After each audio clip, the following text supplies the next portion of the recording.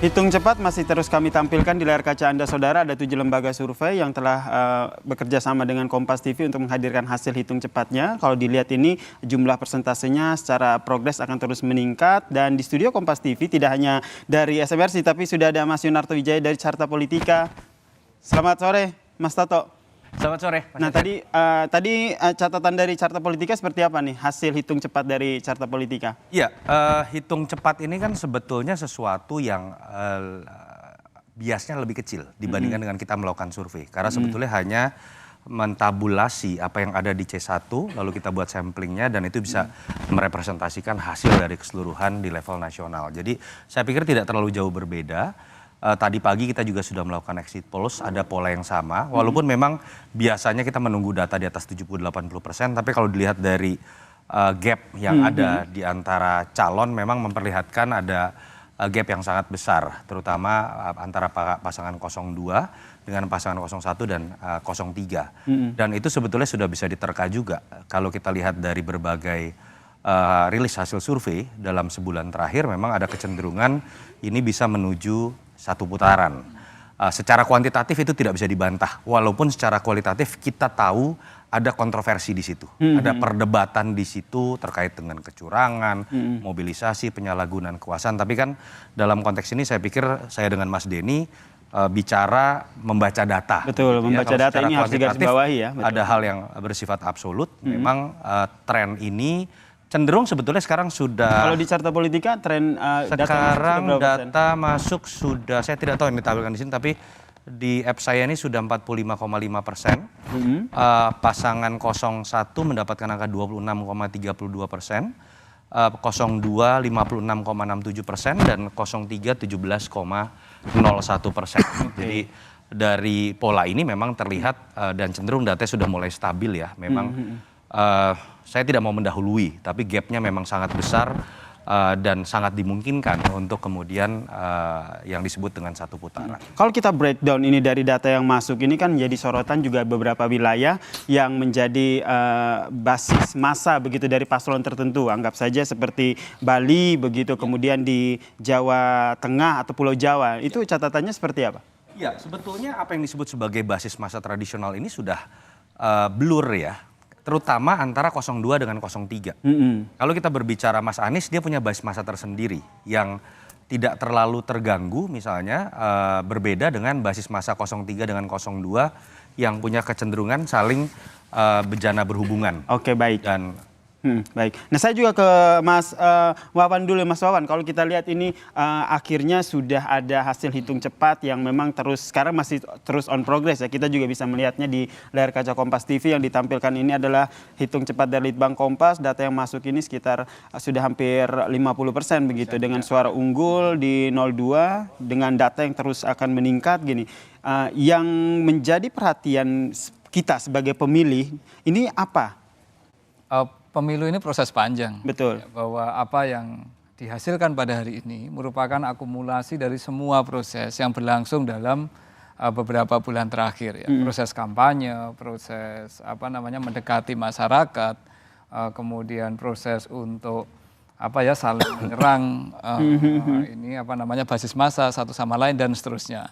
Nah, oleh karena itu gambaran ini menunjukkan gambaran dari strategi politik yang dipakai oleh masing-masing seberapa efektif ini. Ada pihak yang mencoba untuk mengambil basis, ada pihak yang mencoba untuk mempertahankan basis. Dan kalau mengikuti yang disampaikan oleh Mas Yunarto tadi, sangat jelas ini. Ya. Ada basis-basis tertentu yang kemudian memang berhasil diambil, ya. Sementara ada basis-basis tertentu yang mencoba untuk diambil kelihatannya juga agak kesulitan ya. Misalkan 03 ingin mengambil Jawa Barat nampaknya terlalu berat, yang terjadi justru sebaliknya. Jawa Tengah misalnya nampaknya sedang ada dalam situasi yang tergerus luar biasa. Tapi harus kita lihat bahwa ini yang terjadi pada hari ini, hasil hari ini merupakan proses panjang yang terjadi dalam beberapa bulan terakhir. Saya ke Mas Toto lagi. Ini tadi seperti penjelasannya. Tadi seperti penjelasannya. Ini pertanyaan selanjutnya, udah siap deklarasi belum dengan hasil seperti ini? Atau nunggu sampai berapa persen dulu? Nanti kita bisik-bisik dulu Mas Denny. Oh gitu. Soalnya pertanyaan sama juga yang saya sampaikan ke Mas Denny. Secara kuantitatif tadi saya sudah sebutkan ya. Secara absolut bahwa memang ada gap yang besar antara peringkat pertama dengan antara 02 dan 01 dan 03. Artinya kalau kita ingin mendeklar bahwa ada dua kesimpulan ya, misalnya pertama siapa yang angkanya paling tinggi, itu saya pikir dengan mudah kita bisa menyimpulkan harusnya 02. Gapnya terlalu besar sehingga Gapnya tidak bisa terlalu dilampaui besar. begitu ya. Dan apakah kan pertanyaan kedua kan terkait dengan aturan dalam Pilpres, kalau tidak ada yang mencapai angka 50% akan ada 2 putaran. Pertanyaan selanjutnya kan adalah apakah ini akan 1 putaran. Kalau kita lihat pun memang sepertinya mengarah ke 1 putaran. Jadi bahasan kita kuantitatif ya, saya dan Mas Denny hanya membaca data. Ya ini harus digarisbawahi oleh Tapi, kita semua ya. betul. Bahasanya kuantitatif Jadi dengan akan ada hasil. bahasan lain tentu saja ketika berbicara mengenai kecurangan, penyalahgunaan kekuasaan seperti yang ramai diperbincangkan dalam beberapa bulan terakhir, itu variabel lain, variabel kualitatif. Tapi memang membaca data dari Hitung Cepat Kompas, SMRC, Carta Politika, itu satu keberlanjutan dari data-data yang memang sebulan terakhir terlihat dari rilis lembaga survei, termasuk exit polls yang tadi pagi kita lakukan. Oke, kalau SMRC sama? Ya. Dari datanya gapnya sudah terlalu jauh sehingga bisa langsung dideklar meskipun belum masuk semua tapi sudah bisa mendeklarasikan.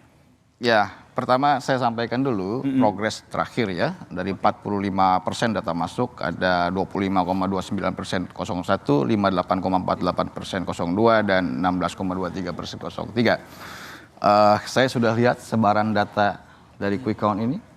Aceh sudah masuk, Sumatera Barat sudah masuk, Sumatera Utara sudah masuk, Bali sudah masuk, dan semua provinsi saya lihat sudah masuk kecuali dari Papua Pegunungan yang jumlahnya memang tidak terlalu signifikan, kecil.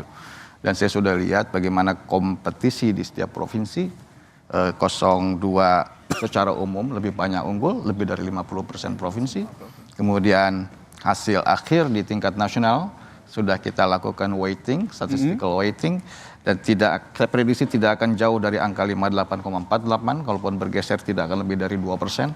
Maka bisa 56, bisa 60, it's okay, tapi saya kira tidak akan jauh lebih dari itu.